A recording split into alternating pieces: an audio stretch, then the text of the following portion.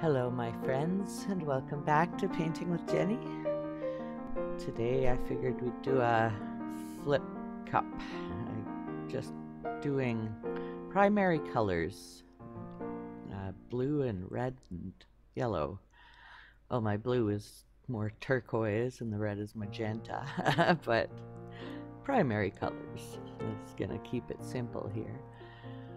I've just got a thin bit of white smeared around so it has something to move on. I'll probably pour a little more on around it, but we're just gonna let those colors settle in while we do. Make a nice little pillow of white paint while the colors flow through each other to the bottom of the cup. And I'll just see, it's suctioned on really good. Get that central, and I think it's probably pretty much ready.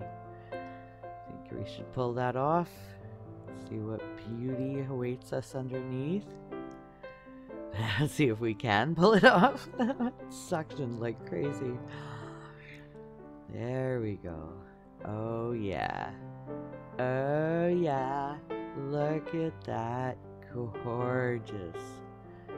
Gorgeous. Oh, that blue and magenta is just stunning.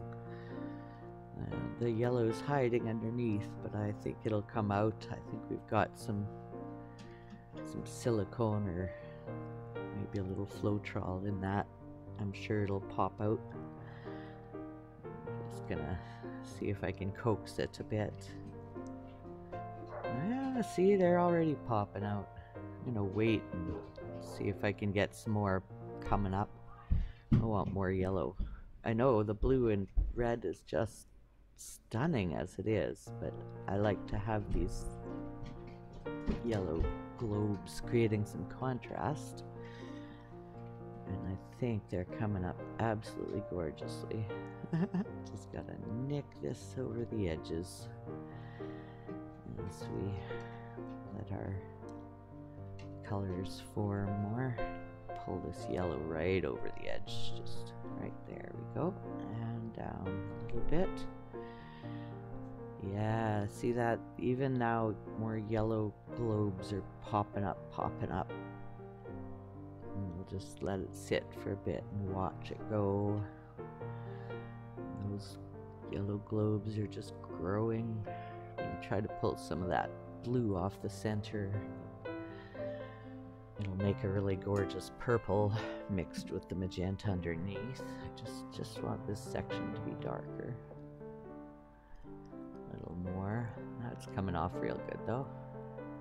It's the nice thing about your paint being on in layers. You can just carefully pull one layer off if you want some of the underneath. And just look how those cells are forming up with all that yellow. It's amazing how many come out when you think about how little there was at the very, very beginning when we first poured. You barely saw even one or two little spots of yellow. And now it's trying to take over. Now that it's had a chance to dry a bit, I'm just gonna touch up some of these areas that got too dark, putting some of that magenta back in here.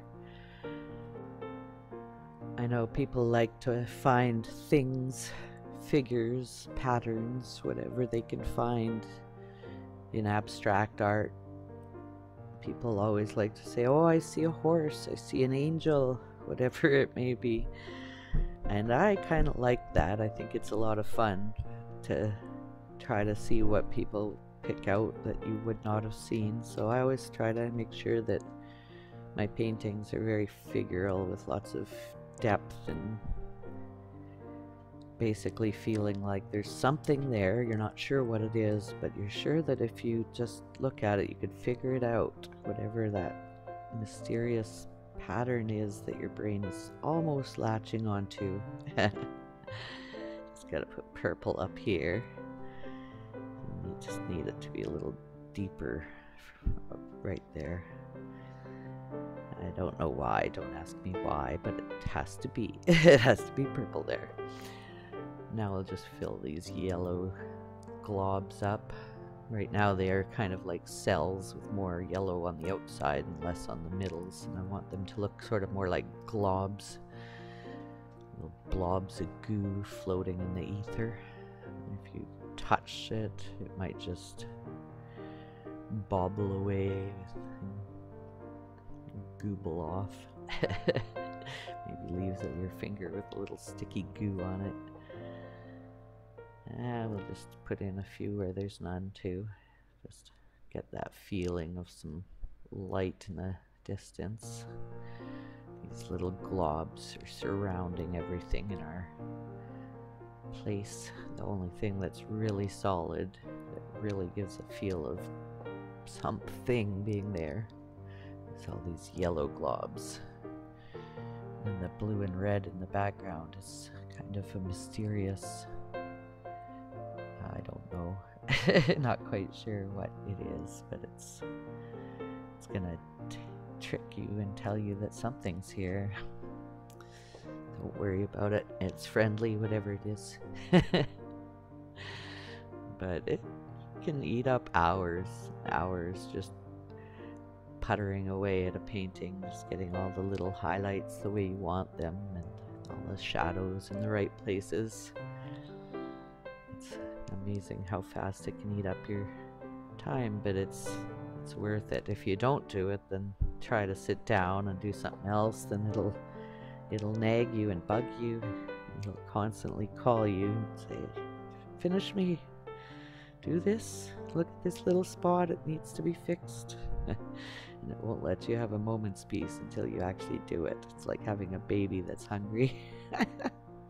You just gotta take care of your baby and make sure it has all the colors it needs in all the right places so that it can be happy and rest and be fulfilled, and then you can rest. We're getting there. You gotta be patient, but we're getting there. I'm just gonna add one there. I know it seems like I've got more than enough yellow globs, but sometimes you have to add something in a place that it didn't come naturally. And that's okay, because that's what the brushes are for. I like to turn the board around as I go so I don't touch it with my arm and then smudge paint around. It's just easier if I turn it. Then I don't have to worry so much. I can just pay attention to what I'm trying to work on. It's coming along real good.